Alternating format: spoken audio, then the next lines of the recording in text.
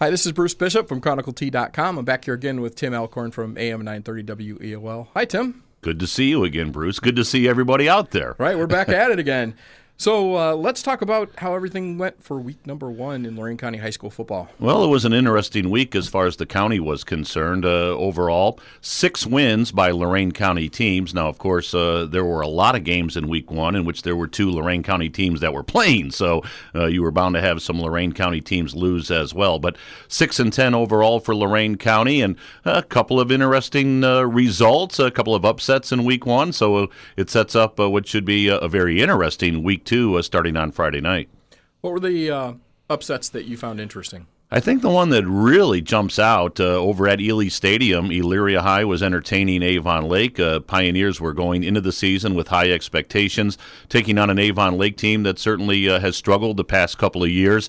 Not very Shoreman-like seasons per se, and yet Elyria High, after getting the lead in the final minute of play, only sees Avon Lake rally and the Shoremen win at Ely Stadium last Friday night. I think that was a real stunner as far as folks who are concerned here in Lorain County. I know in the Chronicle Telegram picket line, one that I'm proud to be a member of, the unanimous selection was Elyria High, so that certainly would be an upset as far as week 1 was concerned.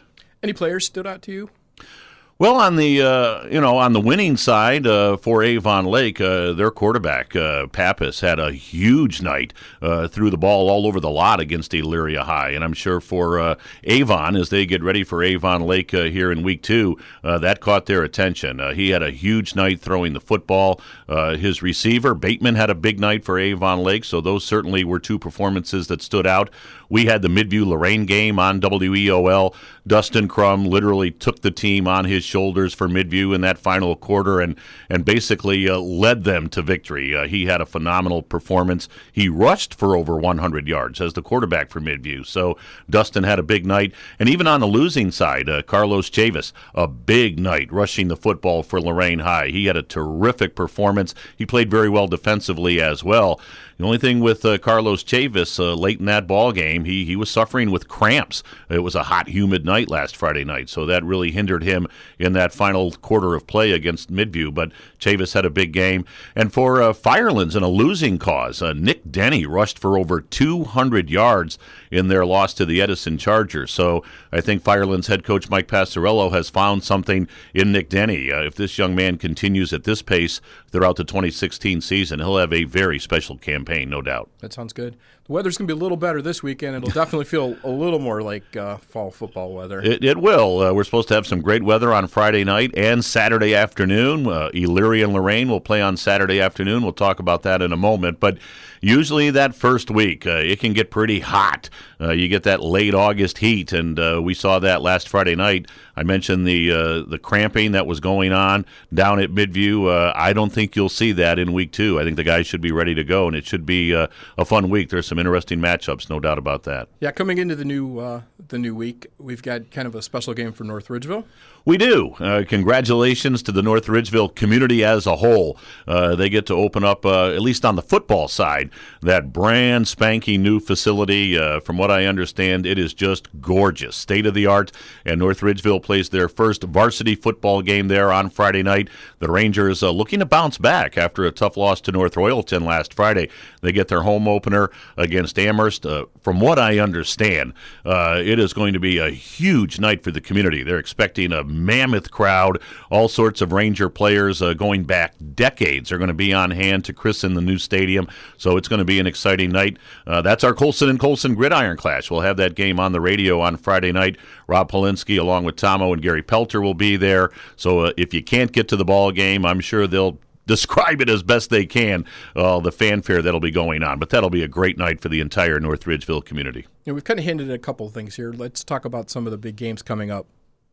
Well, Friday night, as I mentioned, our radio game will feature the Rangers and the Amherst Comets. And, of course, Amherst had a tough Week 1 loss at the hands of Kenston. So each team really desperate for a win. And that'll be our radio game on Friday night on WEOL. Our Stream 2 game on WEOL.com. Columbia had a great come-from-behind win last Friday night when they beat Independence. So they have their home opener. The Raiders will be entertaining the Wellington Dukes. So that'll be our Stream 2 game. Stream 3, the Medina County matchup. We actually have a Lorain County team involved in our Medina County matchup on Stream 3, the Keystone Wildcats. And they got thumped pretty good last Friday night by Cuyahoga Heights. They'll go on the road. They go to Cloverleaf to take on the Colts. So that's our Medina County matchup on Stream 3. A game that's going to generate a whole bunch of interest on Friday night. The border war between Avon and Avon Lakes. That set of tracks right there on Route 83 separates the two communities. Two teams that are coming off big wins. We mentioned Avon Lake with their victory over Elyria High. Avon, they were kind of banged up. They were injury-riddled on Friday night, but they found a way to get past Strongsville. That should be a great game. Huge crowd over at Avon Lake on Friday night for the Shoremen and the Avon Eagles. That should be an outstanding matchup as well. All right. Well, you have the fancy radio voice that I have to deal with every week, but I know... And a face for radio, too. Exactly. Don't you think, folks? Keep this face on the radio. The reason why I'm never over there. I know all the dirty little secrets, though, and I understand you had a little issue regarding your picks last week. I told the guys at the Chronicle Telegram a couple of years ago, I said, you put me on this picket line, I have to talk to these coaches every week for the forecast show and for the games we're doing and so forth. And now that Lorain Midview game last week, that was a toss-up. I think it was 6-5 in the picket line, and I went with Lorain. I thought the Titans would win that game over at Midview. Well, the Middies, it was a thriller. As I said, Dustin Crum led his team from behind in that fourth quarter.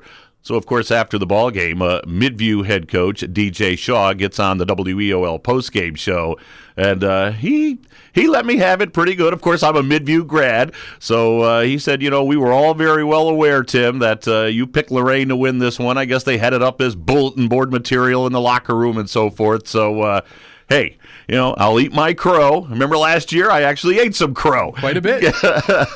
So I went with the Middies this week. I think they'll beat North Olmsted, although that should be another good ball game. But, oh, yeah, DJ let me hear about it, both from my prediction standpoint and as a Midview grad, that they're well aware of who I'm going with when Midview plays in their games every week. All right, so it sounds like you made good picks this time. So if anybody out there knows any dirty secrets about Tim, just make sure you forward them to me, and I'll be sure to bring it up on the air next week. All right, it's going to be a busy weekend, no doubt. I mentioned our 3 games Friday, and Lorain Elyria on Saturday afternoon over at Ely Stadium. I think that should be a packed house, kind of a college atmosphere. I'm looking forward to calling that one on WEOL.com. So busy weekend ahead right here on WEOL, and for county football fans in general, get out there, see some games, support those kids and the cheerleaders and the band members, support high school football in the area. It's a great way to spend a few bucks. That sounds great. And, we'll give you guys one last little thing as we're wrapping things up. Enjoy this look at the studio, because I have a feeling that we may not be here next week. Yeah, last week we were in the studio. This week we come into the on-air studio at WEOL, but we're going to go out on the road. Let's do that for 8 more weeks. Hitting the road. All right, Tim. Thank you. All right, Bruce. Thanks.